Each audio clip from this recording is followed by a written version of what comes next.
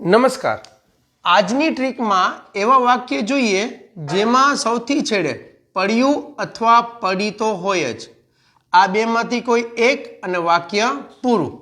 હવે આના ડાબી બાજુ શું હોવું જોઈએ તો હું તમને કહી દઉં, ક્રિયા. આટલું ક્લિયર કરો ગુજરાતીમાં. હવે એક્ઝામ્પલ જોઈશે ને ગુજરાતીમાં, તો જુઓ. મારી જ વાત કરું, મારે વહેલું ઉઠવું પડ્યું. આ પહેલું વાક્ય. ચાલો, અમારે કાર બદલવી પડી.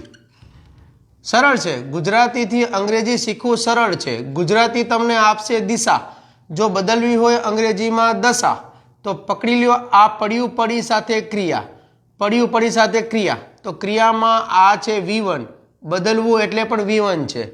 તો આ પડ્યું પડી માટે, પડ્યું પડી માટે ક્રિયા સાથે પડ્યું પડી માટે શું લેવું અંગ્રેજીમાં?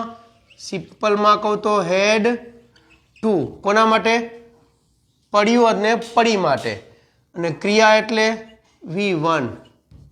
Got it? તો આ રીતે તમે કોન્સેપ્ટને સમજી ગયા હો તો કરીએ પ્રેક્ટિસ. જુઓ કઈ રીતે. હવે આ હેડ ટુ અને V1 ને આપણે અહીંયાથી ઓળખી ગયા ને? આ ગુજરાતીનો છેડો છે, ગુજરાતીનો છેડો. તો હું ઓલવેઝ કહું છું કે ગુજરાતી ઓળખો છેડેથી. તમે ગુજરાતીને છેડેથી ઓળખ્યું તો ઓળખાઈ જાય તો એ ઓળખ અંગ્રેજીમાં મૂકી દો સેકન્ડ એટલે બીજા સ્થાને.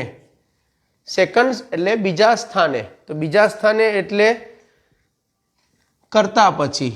અહીંયા મારે એટલે પોતે, પોતે એટલે હું એટલે આઈ. થઈ ગયું? અમારે એટલે વી. થઈ ગયું? આ પહેલું સ્થાન ક્લિયર કરી નાખ્યું. હવે મેં કહ્યું ને અંગ્રેજીમાં બીજા સ્થાને, તો ગુજરાતીના છેડા પ્રમાણે પડ્યું પડી માટે તમે અને હું આ એક્ઝામ્પલમાં જોઈએ છીએ હેડ ટુ. અહીંયા પણ લખી નાખો હેડ ટુ. હવે ક્રિયા શું લેશું? ઉઠવું એટલે ગેટ અપ, બદલવું એટલે ચેન્જ, IVU. આ હેડ ટુ બધામાં આવશે. અહીંયા તમારે મહેનત કરવાની છે. ક્રિયાઓ આવડે તો તમે વધુને વધુ પ્રેક્ટિસ કરી શકો. ચાલો, વહેલું એટલે અર્લી, બદલવું શું બદલવું પડ્યું? કાર. મારી દ્રષ્ટિએ અહીંયાથી પ્રેક્ટિસ કરીને કરી શકો છો શરૂઆત. જો સમજમાં આવ્યું હોય તો શેર કરજો. ક્યાંથી જુઓ છો એ પણ જણાવજો. શીખીએ ઇંગ્લિશ ગુજરાતીથી. આગળના ટોપિક માટે વેઇટ એન્ડ વોચ.